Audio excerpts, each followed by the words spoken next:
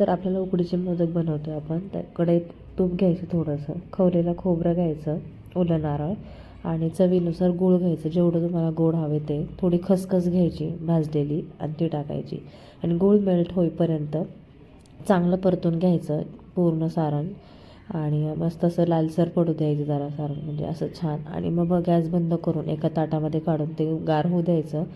आणि मग मोदकासाठी आपल्याला मोदकाचं पीठ 1 वाटीच्या प्रमाणाने घ्यायचं. 1 वाटी पीठ, पाणी घ्यायचं गरम करायला, 1 वाटी पाणी टाकायचं पातेल्यामध्ये. त्याच्यामध्ये अर्धी वाटी दूध घालायचं आणि 1 चमचा तूप घालायचं आणि ते म्हणजे उकळी येत असली ना, आणि मग त्यात ते पीठ घालायचं मोदकाचं, तांदळाचं पीठ असं. आणि मग लाटण्याने त्याला हटवून घ्यायचं.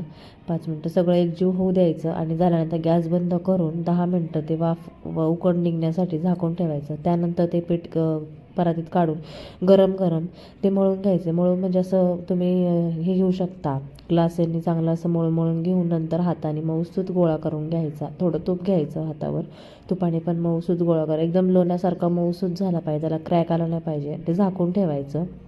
आणि मग मोदकाची पारी बनवण्यासाठी सुक्कं पीठ घ्यायचं आणि असं जेवढं लागेल तेवढंच पीठ काढायचं, बाकीचं झाकून ठेवायचं. आणि मग असं मस्त मोदकाची पारी करून घ्यायची हाताने गोल गोल वळून.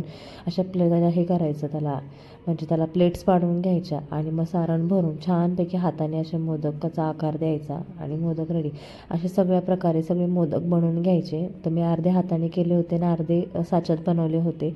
एका चाळणीला तूप लावून घ्यायचं. तुमच्याकडे जर हळदीचं पान असेल, केळीचं पान असेल तर केळीचं पान ठेवू शकता, त्याच्यावर माझ्याकडे नव्हतं.